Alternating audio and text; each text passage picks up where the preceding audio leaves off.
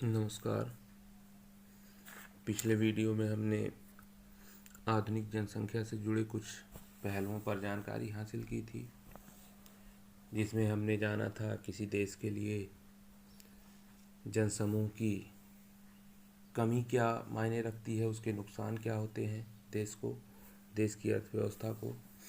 और उसके बाद हमने जाना था कि किसी देश के लिए जनसमूह की अधिकता क्या होती है और उसके नुकसान क्या होते हैं किसी देश की अर्थव्यवस्था को। अब हम जानेंगे यहाँ से अनुकूलतम जनसंख्या। तीसरा पहलू जो है जनसंख्या के आधुनिक या अनुकूलतम सिद्धांत का, उसमें तीसरा पहलू है ऑप्टिमम पॉपुलेशन का।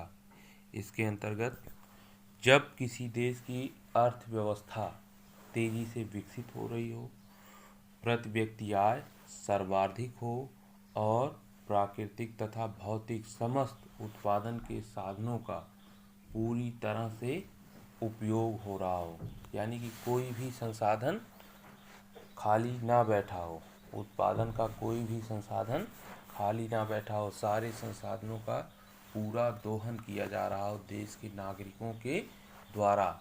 ऐसे में उस देश में निवास कर रही जनसंख्या देश की अर्थव्यवस्था के लिए बिल्कुल अनुकूल होती है। ठीक है, तो अभी हम समझ गए ना कि देश के लिए अनुकूलतम जनसंख्या का क्या मायने रखती है। मायने यही रखती है कि उस समय आपके देश के प्रति व्यक्ति आय की इनकम सर्वाधिक होती है। ठीक, और ऐसे में बहुत तेज़ी से उस देश की अर्थव्यवस्था विकसित होती है, बहुत तेज़ी से। एग्जाम्पल के तौर पे हमने एक खेत लिया है, ये आपका खेत है।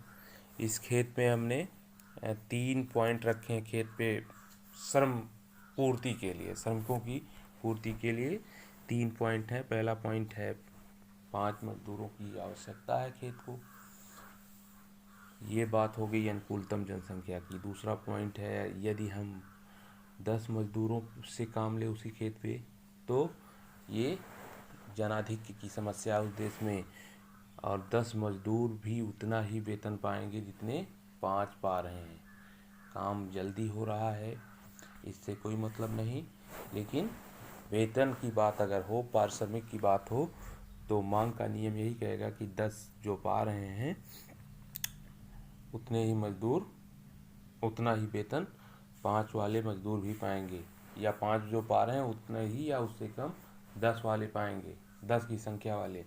तीसरी जो कंडीशन, तीसरा पॉइंट है यदि हमें केवल 2 ही मजदूरों से क्या काम लेना हो। ये जनाभाव की व्यवस्था को इंगित कर रहा है। तीसरा पॉइंट जनाभाव, अंडर पॉपुलेशन। ऐसे में पारिश्रमिक भले ही बढ़ जाए, लेकिन विपरीत परिस्थितियां पड़ने पर उत्पादन समय से नहीं हो पाएगा या क्षति अधिक हो जाएगी। तो नुकसान दूसरे और तीसरे पॉइंट में देश की अर्थव्यवस्था को नुकसान हो रहे हैं, जबकि पहले में देश की अर्थव्यवस्था को नुकसान नहीं बल्कि फायदे हो रहे हैं। ठीक है, आगे चलते हैं हम भारत की जनसंख्या नीति, पॉपुलेशन पॉलिसी ऑफ इंडिया के विषय में कुछ जानते हैं। यहाँ से भारत की जनसंख्या नीति, पॉपुलेशन पॉलिसी ऑफ इंडिया, इसमें सबसे पहले हम जानते हैं कि हाल ही में अभी दिल्ली हाई कोर्ट में एक याचिका पड़ी है।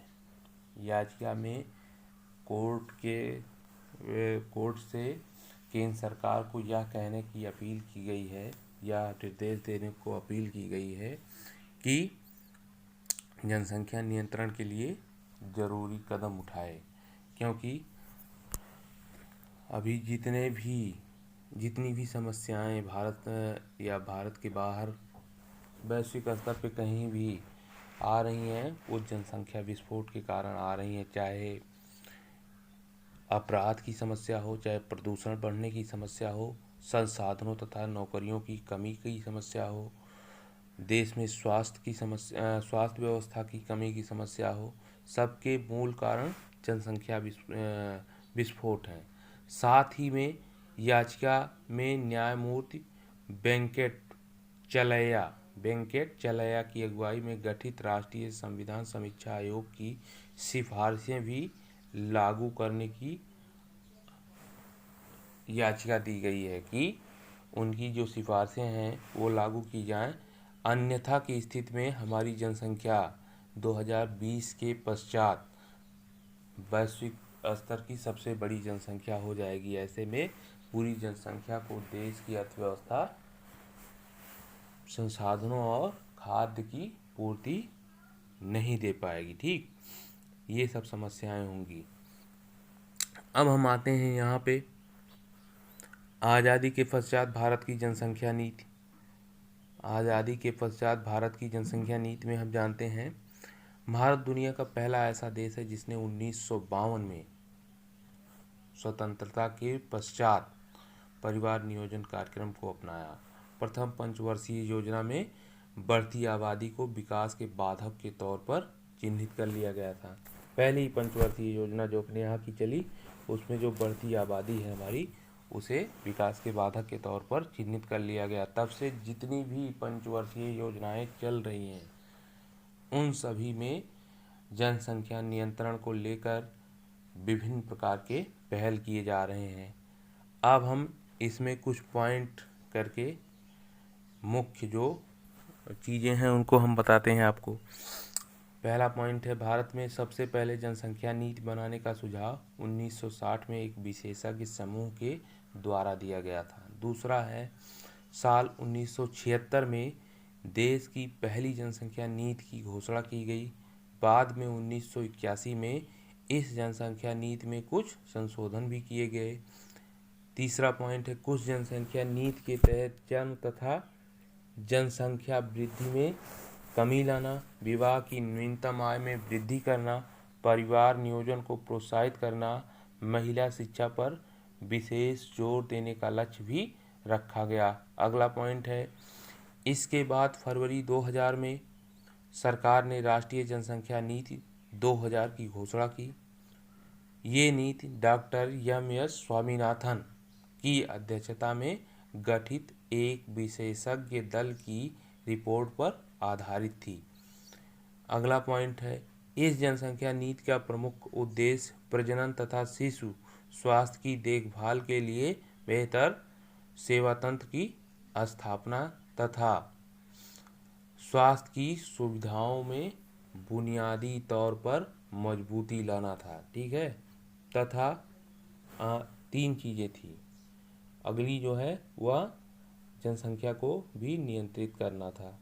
ठीक, अगला पॉइंट है, आबादी पर काबू पाने के लिहाज से देश में साल 1996 से काहिरा का मॉडल लागू है, जिसके तहत आबादी को घटाने के लिए आम जनता पर किसी प्रकार का दबाव न डालते हुए उन्हें शैक्षिक रूप से मजबूत करना है और उनके मन में एक अलख जगानी है कि जनसंख्या अगर नियंत्रित रहेगी, परिवार हमारा छोटा रहेगा, तो हमको क्या क्या फ़ायदे हो सकते हैं। ठीक है, अब हम यहाँ से आते हैं, यहाँ से जानते हैं राष्ट्रीय जनसंख्या आयोग क्या है। राष्ट्रीय जनसंख्या आयोग मई 2000 में प्रधानमंत्री की अध्यक्षता में गठित एक आयोग है। इसके निम्नलिखित कार्य हैं। पहला, राष्ट्रीय जनसंख्या नीति के क्रियान्वयन की समीक्षा करना। दूसरा, जनसंख्या की निगरानी करना और समय समय पर आवश्यक निर्देश देना। तीसरा, स्वास्थ्य संबंधी, शैक्षणिक, पर्यावरणीय और विकास कार्यक्रमों में सक्रियता को बढ़ाना। चौथा, कार्यक्रमों की योजना बनाने व क्रियान्वयन करने में अंतर क्षेत्रीय तालमेल बढ़ाना।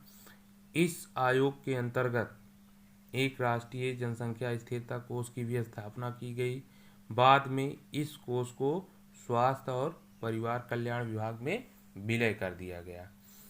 अब हम जानते हैं भारत में जनगणना से जुड़े कुछ तथ्य। बच्चों, अभी जो भी तथ्य हैं जिन्हें मान्यता प्राप्त है राष्ट्रीय स्तर पे, वो सब 2011 की जनगणना के हैं। 2011 की जनगणना के पश्चात अभी हम 2020-21 में हमारी जनगणना चालू थी, लेकिन कोविड-19 के प्रकोप के चलते जनगणना अभी स्थगित है। तो आइए जान लेते हैं 2011 की जनगणना के कुछ महत्वपूर्ण तथ्यों के विषय में। 2011 की जनगणना के मुताबिक हमारी जनसंख्या 121 करोड़ 8,54,977 थी। पुरुष जनसंख्या की हिस्सेदारी 51.47% थी। महिलाओं की हिस्सेदारी 48.53% थी। 0 से 6 साल के बच्चों की हिस्सेदारी 13.6% थी। दशकीय यानी कि प्रति 10 वर्ष में वृद्धि दर हमारी 17.7% थी। वार्षिक वृद्धि दर हमारी 1.64% थी। लिंगानुपात 943 था। 1000 पुरुषों पर महिलाओं की संख्या 943 थी। बाल लिंगानुपात 919 यानी कि बाल लिंगानुपात में और भी कमी आई थी महिलाओं की संख्या में पुरुषों की अपेक्षा। 919 महिलाएं या बच्चियां प्रति 1000 बच्चों पर थीं। कुल साक्षरता दर उस समय 73% थी। 73% पुरुष साक्षरता जिसमें 80.9% थी और महिला साक्षरता दर 64.6% थी। जनसंख्या घनत्व 382 प्रति किलोमीटर स्क्वायर में लोग, 1 वर्ग किलोमीटर में लोगों की संख्या 382 थी। अगर 2001 में जनसंख्या घनत्व की बात की जाए तो उस समय 325 ही था। यह आंकड़ा 325 किलोमीटर स्क्वायर था, प्रति किलोमीटर स्क्वायर था 2001 में, जो बढ़कर 2011 में 382 प्रति किलोमीटर स्क्वायर हो गया। 382 लोग 1 किलोमीटर स्क्वायर में 2011 में। अभी तो हमको लगता है 400 के ऊपर होगा यह आंकड़ा। अब ग्रामीण जनसंख्या की हिस्सेदारी उस समय 68.84% थी। शहरी जनसंख्या की हिस्सेदारी उस समय 31.14% थी। जनसंख्या की दृष्टि से सबसे बड़ा राज्य उत्तर प्रदेश और सबसे छोटा राज्य सिक्किम था। शिशु मृत्यु दर 34 थी। जन्म दर 2.4 थी। मृत्यु दर जो है 6.4 थी। माताओं की मृत्यु दर 1000 पे 130 थी। ठीक, 1000 बच्चों पर जो मृत्यु दर होती है, 1000 बच्चे पैदा हो रहे हैं उनमें लगभग उस समय 130 महिलाओं का निधन हो जा रहा था। ठीक है, ये सब चीज़ें 2011 की जनगणना से जुड़े कुछ महत्वपूर्ण पहलुओं पर अभी हमने चर्चा की, और इसके पश्चात फिर अगली वीडियो में हम कुछ नई चीज़ें लेकर आएंगे, उपस्थित होंगे। तब तक के लिए नमस्कार, अलविदा।